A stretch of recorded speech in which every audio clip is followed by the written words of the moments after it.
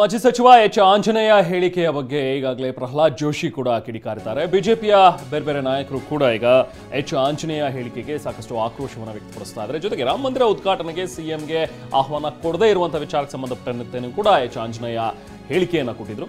ಅದಕ್ಕೆ ಈಗ ತಿರುಗೇಟ್ ಕೊಟ್ಟಿರುವಂತಹ ಪ್ರಹ್ಲಾದ್ ಜೋಶಿ, ಎಚ್ ಆಂಜನೇಯ ಸುಮ್ಮನೆ ಏನೇನೋ ಮಾತಾಡೋದಲ್ಲ, ಯಾವ ರಾಜ್ಯದ ಬಿಜೆಪಿ ಸಿಎಂಗೂ ಕೂಡ ನಾವೇನು ಕರೆದಿಲ್ಲ, ಯಾರಿಗೂ ಕೂಡ ಕರೆದಿಲ್ಲ. ನಾನು ಭಾರತ ಸರ್ಕಾರದ ಮಂತ್ರಿ, ನನ್ನನ್ನು ಕೂಡ ಕರೆದಿಲ್ಲ, ನನಗೆ ಕರೆಯೋದಲ್ಲ ಬರಬೇಡಿ ಅಂತಾನೆ ಹೇಳಿದ್ದಾರೆ ಅಂತ ಮಾತುಗಳನ್ನ ಪ್ರಹ್ಲಾದ್ ಜೋಶಿ ವಿಜಯಪುರದಲ್ಲಿ ಹೇಳಿದ್ದಾರೆ. ರಾಮ ಮಂದಿರಕ್ಕೆ ಉದ್ಘಾಟನೆಗೆ ಸಿದ್ದರಾಮಯ್ಯ ಅವರು ಕರೆದಿಲ್ಲ, ಸಿದ್ದರಾಮಯ್ಯ ಉಂಡಿಯಲ್ಲೇ ರಾಮ ಮಂದಿರ ಇದೆ, ನಾವು ಅದನ್ನು ನೋಡಿ, ಅವರು ಪೂಜೆ ಮಾಡಲಿ, ಅವರಿಗೆ ಸದ್ಬುದ್ಧಿ ಬರಲಿ. ಇಡೀ ದೇಶದಲ್ಲಿರುವಂಥ ಬಿಜೆಪಿ ಮುಖ್ಯಮಂತ್ರಿಗಳಿಗೂ ಯಾರಿಗೂ ಕರೆದಿಲ್ಲ, ಯಾವ ಪಾರ್ಟಿ ಮುಖ್ಯಮಂತ್ರಿಗಳಿಗೂ ಅಲ್ಲಿ ಕರೆದಿಲ್ಲ. ಯಾಕಂದರೆ ಅಲ್ಲಿಗ ನಾನು ಭಾರತ ಸರ್ಕಾರದ ಮಂತ್ರಿ, ನನ್ನೂ ಕರೆದಿಲ್ಲ ಅಲ್ಲಿ. ಯಾಕಂದರೆ ನನಗೂ ಬರೋದಿಲ್ಲ ಅಷ್ಟಲ್ಲ, ಬರಬೇಡ ಅಂತ ಹೇಳಿದ್ದಾರೆ. ಯಾಕಂದರೆ ಅಲ್ಲಿ ಜಾಗ ಇಲ್ಲ. ಆ ಜಾಗದ ವ್ಯವಸ್ಥೆ ಆ ಒಂದು ಸೀಮಿತ ಇದರಲ್ಲಿ ಯಾರನ್ನು ಕರಿಬೋದು, ಯಾರನ್ನು ಕರಿಬಾರ್ದು ಅನ್ನೋದು ಆ ಟ್ರಸ್ಟಿನ, ಇಂಡಿಪೆಂಡೆಂಟ್ ಟ್ರಸ್ಟಿನ ಸದಸ್ಯರು ತೀರ್ಮಾನ ತೆಗೆದುಕೊಂಡಿದ್ದಾರೆ. ಅದರ ಆಧಾರದ ಮೇಲೆ ಆಗಿದೆ.